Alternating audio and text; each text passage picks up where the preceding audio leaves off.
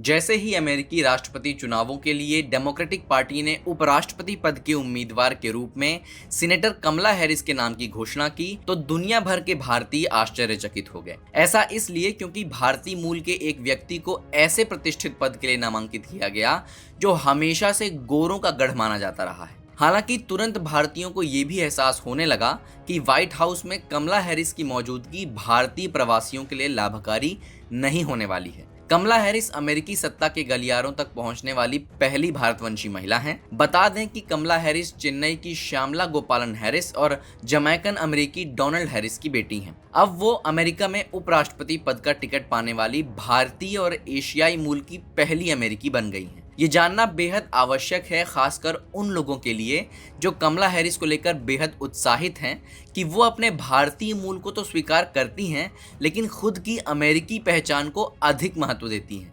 उपराष्ट्रपति पद की उम्मीदवारी की घोषणा में भी ब्लैक अमेरिकन ही पहले लिखा गया था। उनके इतिहास को देखा जाए तो कमला ने एक लंबे समय तक खुद को भारतीय मूल से दूर दिखाने की कोशिश की है। पिछले साल राष्ट्रपति पद के नामांकन की रेस में शामिल होने के बाद उन्होंने अमेरिकी भारतीयों के वोट बैंक को देखने के बाद ही अपनी भारतवंशी पहचान को खुले तौर पर स्वीकार करना शुरू किया। डेमोक्रेट्स की तरफ से हैरिस का नामांकन सिर्फ और सिर्फ भारतीय अमेरिकी और ब्लैक अमेरिकन के वोट को पाने के लिए किया गया है।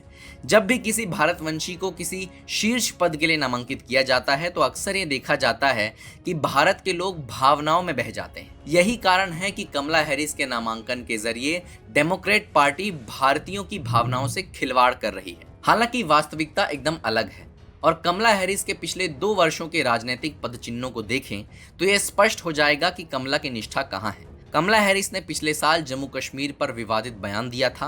उन्होंने एक तरह से भारत सरकार को चेतावनी देते हुए कहा था कि हम कश्मीरियों को ये याद दिला दें कि वे दुनिया में अकेले नहीं हैं। हम स्थिति पर लगातार नजर रखे हुए हैं, यदि जरूरत हुई तो हम हस्तक्षेप कर सकते हैं। यही नहीं, कमला हैरिस ने जम्मू कश्मीर से अनुच्छेद 370 को समाप्त करने के बाद वहां के हालात को काबू करने के लिए लॉकडाउन का विरोध भी किया था। इसके अलावा दिसंबर 2019 में जब भारतीय विदेश मंत्री एस जयशंकर ने अनुच्छेद 370 हटाने और नए नागरिकता कानून का विरोध करने वाली भारतीय मूल की अमेरिकी सांसद प्रमिला जयपाल से मुलाकात करने के लिए मना कर दिया था, तब कमला हैरिस ने इस मामले पर उनकी आलोचना भी की थी। अक्सर ये देखा गया है कि अंतर्राष्ट्रीय प्रेस, डेमोक्रेट और दुनिया भर के लिबरलों के अंदर कश्मीर मुद्दे की आड़ में भारत की नीतियों का विरोध करने की एक प्रवृत्ति सी बन गई है। ब्रिटेन के जेरेमी कॉर्बिन ने भी यही कोशिश की थी और उन्हें करारी हार का सामना करना पड़ा था। अगर कमला हैरिस भी उसी राह पर चलती हैं तो ये कहना अतिशयोक्ति नहीं होगी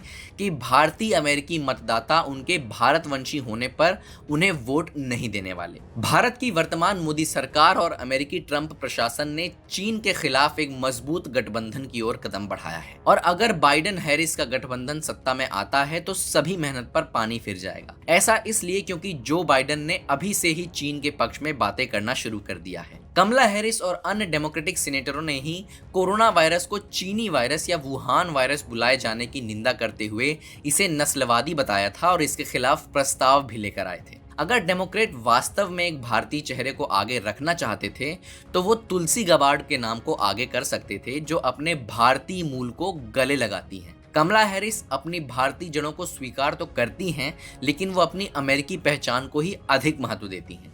अब भारतीय अमेरिकियों को उनके इस सौतेले व्यवहार को समझना होगा और उनके नामांकन पर खुशियां मनाना बंद करना होगा। इस वर्ष के राष्ट्रपति चुनाव में लगभग 13 लाख भारतीय अमेरिकियों के वोट करने की उम्मीद है और हैरिस के चयन ने बाइडेन के अभियान को एक भावनात्मक बढ़त दी है, लेकिन ये लंबे समय तक टिकने वाला नहीं।